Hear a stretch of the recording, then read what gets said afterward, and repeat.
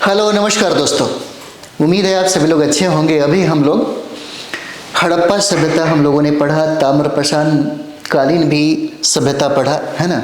तो यहाँ से जितने भी प्रश्न बनते हैं हम लोग प्रश्न को पहले सॉल्व करते हैं। तो चलिए हम लोग पहला प्रश्न देखते हैं। यहाँ पर पहला प्रश्न है वस्तुनिष्ठ प्रश्न में SCERT में पहला प्रश्न हो जाएगा, निम्नलिखित में से कौन हड़प्पा कालीन स्थल नहीं है। प्रश्न को समझिए। एग्जाम में हॉल में जाने के बाद प्रश्न को कम से कम 2 बार पढ़ना चाहिए, समझना चाहिए। है नहीं है, प्रश्न का स्वरूप बदल जाता है। निम्नलिखित में से कौन हड़प्पा कालीन स्थल नहीं है। क्या मोहनजोदड़ो होगा, या कालीबंगा होगा, है ना, या लोथल होगा, या हस्तिनापुर होगा।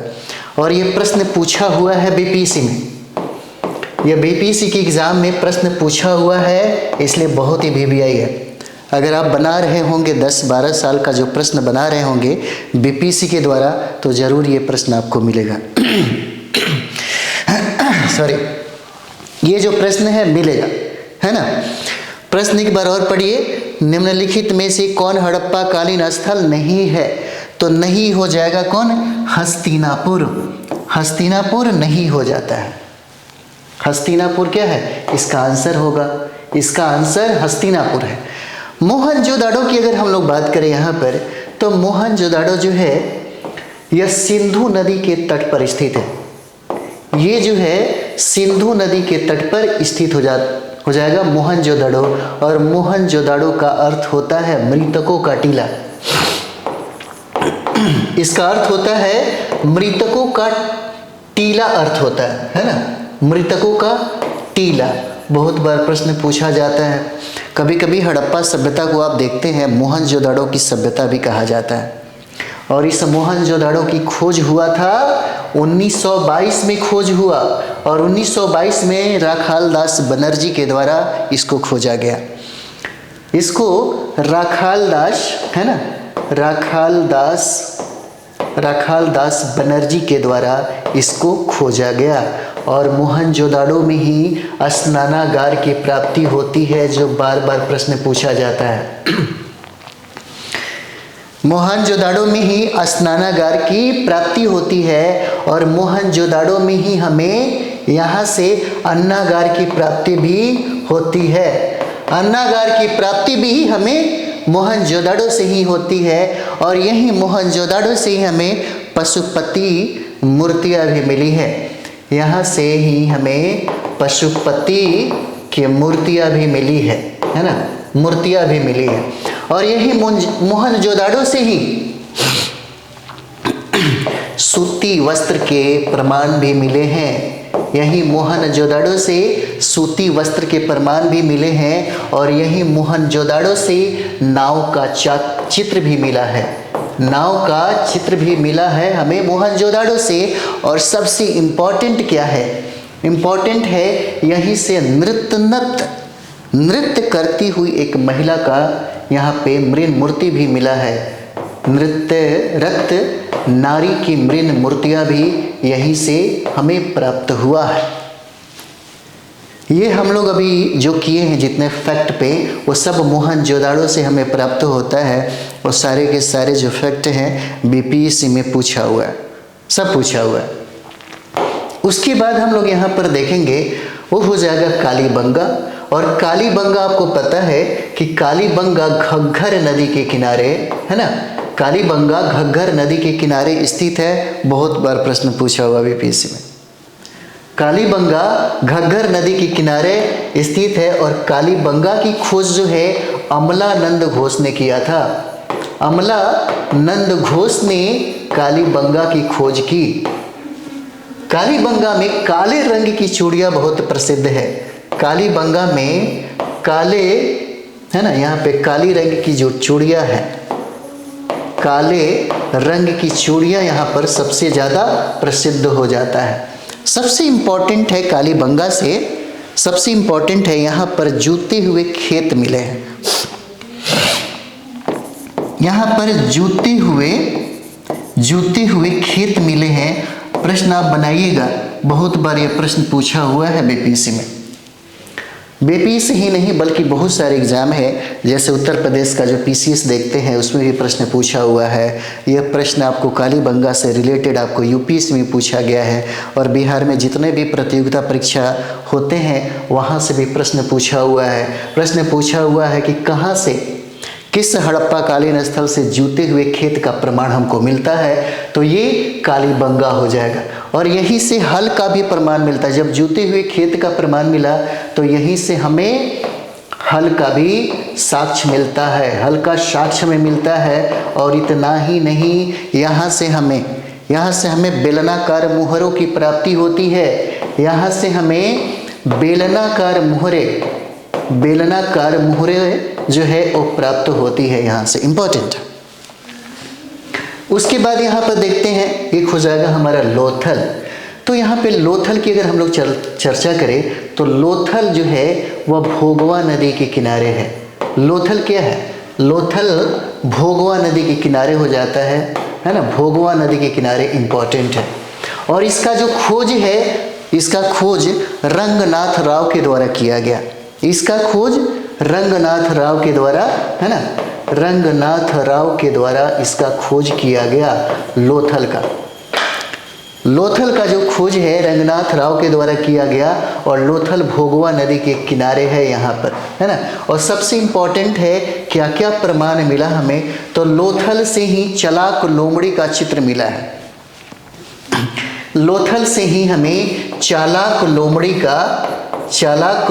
का चित्र मिला है। यहाँ से चालाक लोमड़ी का चित्र मिला, कहाँ से? लोथल से प्राप्त हुआ है। और लोथल से ही हमें बंदरगाह की प्राप्ति हुई है, बंदरगाह का साक्ष्य मिला है। और बंदरगाह के साथ साथ देखिएगा तो लोथल से ही हमें चावल का भी साक्ष्य मिलता है। और यहाँ से लोथल से हमें मनका का भी प्राप्ति हो जाती है, मनका का भी हमें प्रमाण मिलता है यहाँ से। और मनका का कारखाना भी हमको लोथल से ही प्राप्त होता है। और सबसे इम्पॉर्टेंट क्या है कि एक कब्र में 3 मानव को दफनाया हुआ भी प्रमाण हमको मिला है। यानी कि एक कब्र में 3 मानव को दफनाए हुए का प्रमाण भी हमें यहाँ से प्राप्त होता है लोथल से। लोथल भोगवा नदी के किनारे स्थित है। और लोथल का खोज किसने किया? रंगनाथ राव ने किया। और लोथल से ही चलाक लोमड़ी का प्रमाण मिलता है, लोथल से ही बंदरगाह का साक्ष्य मिलता है, लोथल से ही चावल का प्रमाण मिलता है, और लोथल से ही मनका का कारखाना भी मिलता है। और लोथल से एक कब्र में 3 मानव को दफनाए हुए का भी प्रमाण हमें यहाँ से प्राप्त होता है ना। चलिए आगे हम लोग बढ़ते हैं। अगला प्रश्न भी हम लोग देखें। दूसरा प्रश्न हो जाएगा इसका ख। किस शहर से बंदरगाह के अवशेष मिले हैं? यहाँ पर देखिए कहता है कि किस शहर से बंदरगाह के अवशेष मिले हैं। अगर हम लोगों ने लोथल को डिस्कशन देखा होगा, लोथल का डिस्कशन, तो हमने उसे बताया था कि लोथल से ही बंदरगाह के हमें प्रमाण भी मिलते हैं, लोथल से ही। तो इसका आंसर हो जाएगा लोथल हो जाता है। इसका आंसर 1 हो जाएगा लोथल। और लोथल से तो आपको पता है लोथल जो है भोगवा नदी के किनारे हो जाएगा। और लोथल का खोज किया रंगनाथ राव ने। और लोथल से हमें प्राप्त होता है चालाक लोमड़ी का प्रमाण मिलता है। और यहाँ से चावल का भी साक्ष्य मिलता है ना। और यहाँ से अगर हम देखें तो यहाँ से बंदरगाह तो ऑलरेडी पूछा हुआ ही है, यहाँ से मनका का कारखाना भी मिला है। और एक कब्र में 3 मानव को दफनाए जाने का भी प्रमाण हमको यहीं से मिलता है। चलिए हम लोग देखते हैं रोपड़। ये रोपड़ जो है यह सतलज नदी के किनारे है, पूछा जाता है। रोपड़ सतलज नदी के किनारे है। और यह इसकी खुदाई स्वतंत्रता के बाद पहला साइट है हड़प्पा का जिसका खुदाई हुआ, जिसका नाम है रोपड़। ये रोपड़ हो जाता है। और इसकी खुदाई करवाए यज्ञदत्त शर्मा ने। इसकी खुदाई करवाए यज्ञदत्त शर्मा के द्वारा इसका खुदाई हुआ। और यहाँ से तांबे की कुल्हाड़ी प्राप्त होती है। यहाँ से हमें तांबे की कुल्हाड़ी प्राप्त होती है, इम्पॉर्टेंट है। रोपड़ सतलज नदी के किनारे हो जाएगा, है ना। और रोपड़ का जो खुदाई है यज्ञदत्त शर्मा के द्वारा किया जाता है। और यहाँ पर सबसे इम्पोर्टेंट है, मानव के साथ कुत्ते को दफनाया गया है। रोपड़ से ही हमें मानव के साथ कुत्ते को दफनाया गया है, साथ कुत्ते को दफनाया गया है। कहाँ से? रोपड़ से ही ये हमें प्रमाण मिलता है, रोपड़ से ही हमें प्रमाण मिलता है। यानी कि रोपड़ सतलज नदी के किनारे हो जाएगा और रोपड़ की खुदाई यज्ञदत्त शर्मा ने किया और रोपड़ से ही हमें तांबे की कुल्हाड़ी प्राप्त होती है और रोपड़ से ही हमें मानव के साथ कुत्ते को दफनाया गया, ऐसा प्रमाण हमको मिलता है। चलिए उसके बाद हम लोग देखते हैं यहाँ पे कालीबंगा। तो कालीबंगा यहाँ पे आप देखिए, कालीबंगा घग्घर नदी के किनारे है, बहुत बार पूछता है। कालीबंगा जो है यह हो जाता है घग्घर नदी के किनारे और लोथल है भोगवा नदी के किनारे, है ना, ये दोनों याद रखिएगा, पूछा जाता है। और कालीबंगा की जो खोज है अमलानंद घोष ने किया था, अमलानंद घोष ने किया था। और यहाँ से जूते हुए खेत के प्रमाण मिलते हैं और यहाँ से हल के भी प्रमाण मिलते हैं और यहीं से बेलनाकार मुहरों की भी प्राप्ति होती है, बेलनाकार मुहर की प्राप्ति भी होती है। चलिए आगे हम लोग देखते हैं। अब हम लोग देखते हैं धौलावीरा। ये धौलावीरा यहाँ पर देखिए, तो धौलावीरा जो है यह गुजरात में स्थित है ना, गुजरात में स्थित है, जो हम लोग अभी ने पढ़ा। और धौलावीरा की खोज जगपति जोशी ने किया था। इसकी खोज जगपति जोशी के द्वारा किया गया, जगपति जोशी के द्वारा किया गया। और यहाँ का जो जल प्रबंधन है, जल प्रबंधन बहुत ही उन्नत अवस्था में है, बहुत ही उन्नत अवस्था में प्राप्त होता है। कहाँ से? तो धौलावीरा से, धौलावीरा से। और धौलावीरा का अर्थ होता है सफ़ेद कुआं, धौलावीरा का अर्थ होता है सफ़ेद कुआं होता है, सफ़ेद कुआं, है ना, सफ़ेद कुआं इसका अर्थ हो जाता है। और यहाँ से हमें जल प्रबंधन की उन्नत अवस्था प्राप्त होती है, बहुत इम्पोर्टेंट है ये वाला। धौलावीरा का अर्थ होता है सफ़ेद कुआं और धौलावीरा वर्तमान के गुजरात में स्थित है और धौलावीरा की खोज जगपति जोशी के द्वारा किया गया। चलिए आगे हम लोग बढ़ते हैं। अगला प्रश्न, निम्नलिखित में से कौन हड़प्पा सभ्यता की विशेषता नहीं है? प्रश्न को एक बार पढ़िए। निम्न में से कौन हड़प्पा सभ्यता की विशेषता नहीं है? शहरी जीवन या विदेशों के साथ व्यापार या सुनियोजित नगर निर्माण या ग्रामीण जीवन, कौन हो जाएगा? तो देखिए यहाँ पे इसका आंसर हो जाता है ग्रामीण जीवन हो जाएगा। इसकी विशेषता नहीं थी, ग्रामीण जीवन क्या है, इसकी विशेषता नहीं थी, तो ये हो जाता है इसका आंसर गलत, यानी कि विशेषता ये नहीं है। चलिए आगे हम लोग देखते हैं हड़प्पा सभ्यता की खोज। यहाँ पर देखिए हड़प्पा सभ्यता की खोज किस वर्ष हुई? हड़प्पा सभ्यता की खोज किस वर्ष हुआ? तो हड़प्पा सभ्यता की जो खोज है कब हुआ? 1921 में किया जाता है। इसका आंसर क्या है? 1 हो जाएगा। हड़प्पा सभ्यता की खोज 1921 में किया गया।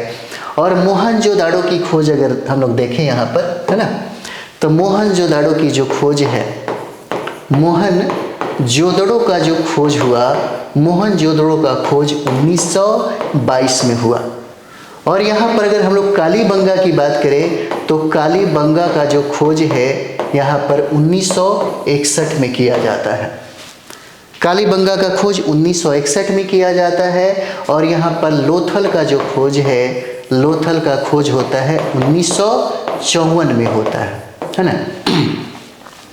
हड़प्पा को खोजा गया 1921 में, मोहनजोदड़ो को 1922 में और कालीबंगा को खोजा गया 1961 में और लोथल को खोजा गया 1954 में खोजा जाता है ना।